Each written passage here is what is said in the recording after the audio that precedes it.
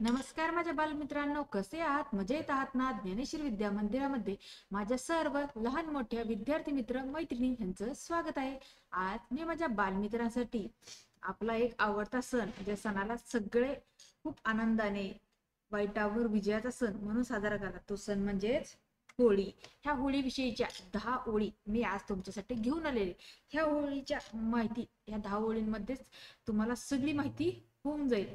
तर तुम्ही जर आतापर्यंत आपल्या ज्ञानेश्वर विद्या मंदिराला सबस्क्राईब केलं नसेल तर लगेचच सबस्क्राईब करून घ्या व सबस्क्राईब समोर जे नोटिफिकेशन आहे त्याला हिट करा, जेणेकरून आपल्या चॅनलवरती अपलोड होणारे नवनवीन शैक्षणिक व्हिडिओ तुम्हाला पाहायला मिळतील. तर चला पाहूयात होळी विषयीच्या 10 ओळी निबंध. भारतात प्रत्येक सण अगदी आनंद आणि उत्साहात साजरा केला जातो. पहा, भारतात प्रत्येक सण अगदी आनंद आणि उत्साहात साजरा केला जातो. पुढची ओळ आहे, होळी हा असा हिंदू सण आहे ज्यात रंग आणि आनंदाची अक्षरशः उधळण केली जाते. पहा, होळी हा असा हिंदू सण आहे ज्यात रंग आणि आनंदाची अक्षरशः उधळण केली जाते. पुढचा आहे, संपूर्ण भारतात हा सण मोठ्या जल्लोषात साजरा केला जातो. संपूर्ण भारतात हा सण मोठ्या जल्लोषात साजरा केला जातो. पुढचा आहे, होळी हा रंगांचा सण आहे ज्यामध्ये लहान मुलांपासून वृद्धांपर्यंत सर्वजण सामील होतात आणि हा दिवस मोठ्या उत्साहाने साजरा करतात.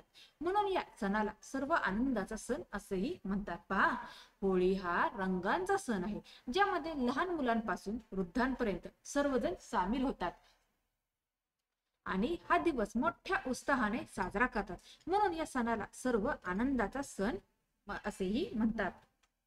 पुढचा आहे, महाराष्ट्रात फाल्गुन पौर्णिमेपासून ते फाल्गुन वद्य पंचमी पर्यंत 2 ते 5 दिवस होळी साजरी करण्यात येते. पहा, महाराष्ट्रात फाल्गुन पौर्णिमेपासून ते फाल्गुन वद्य पंचमी पर्यंत 2 ते 5 दिवस होळी साजरी करण्यात येते. पुढचा आहे, महाराष्ट्रात होळीचा सण शिमगा या नावाने प्रसिद्ध आहे. गणेशोत्सवाप्रमाणे शिमग्यालाही कोकणात उत्साहाचं वातावरण असतं. पहा, महाराष्ट्रात होळीचा सण शिमगा या नावाने प्रसिद्ध आहे. गणेशोत्सवाप्रमाणेच शिमग्यालाही कोकणात उत्साहाचं वातावरण असतं. पुढचं आहे, महाराष्ट्रात काही ठिकाणी होळीच्या आदल्या दिवशी 12 वाजता तर काही ठिकाणी पहाटे होलिका दहन केलं जातं. यासाठी घरोघरी छोटी अथवा सार्वजनिक ठिकाणी लहान मोठ्या होलिका उभारल्या. पहा, महाराष्ट्रात काही ठिकाणी होळीच्या आदल्या दिवशी 12 वाजता तर काही ठिकाणी पहाटे होलिका दहन केलं जातं. यासाठी घरोघरी छोटी अथवा सार्वजनिक ठिकाणी लहान मोठ्या होलिका उभारल्या जातात.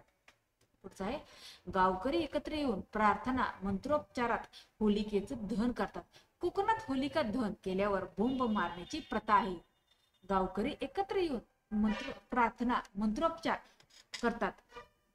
मंत्रोपचारात होलिकेचं दहन करतात. कोकणात होलिका दहन केल्यावर बोंब मारण्याची प्रथा आहे. होळीत नारळ अर्पण करून तिला नैवेद्य दिला जातो. हा नैवेद्य खाण्यासाठी काही तरबेज गावकरी जळत्या होलिकेत हात घालून तो नारळ काढतात. अग्निदेवतेची कृतज्ञता व्यक्त करण्यासाठी होलिका दहन केलं जातं. पहा, होळीत नारळ अर्पण करून तिला नैवेद्य दिला जातो. हा नैवेद्य खाण्यासाठी काही तरबेज गावकरी जळत्या होलिकेत हात घालून तो नारळ काढतात. अग्निदेवतेची कृतज्ञता व्यक्त करण्यासाठी होलिका दहन केले जातं. पुढचा आहे, वसंत ऋतूच्या आगमनामुळे या काळात वातावरणात थंडावा निर्माण झालेला असतो. होलिका दहन केल्यामुळे वातावरणाचा समतोल राखण्यास मदत होते. पहा, वसंत ऋतूच्या आगमनामुळे या काळात वातावरणात थंडावा निर्माण झालेला असतो. होलिका दहन केल्यामुळे वातावरणाचा समतोल राखण्यास मदत होते. तर अशा प्रकारे होळी विषयीचा 10 ओळींचा निबंध संपलेला आहे. मुलांनो, जर हा निबंध तुम्हाला आवडला असेल तर निबंधाला जास्त शेअर करा. चॅनलवर नवीन असताना चॅनलला सबस्क्राईब करा. धन्यवाद.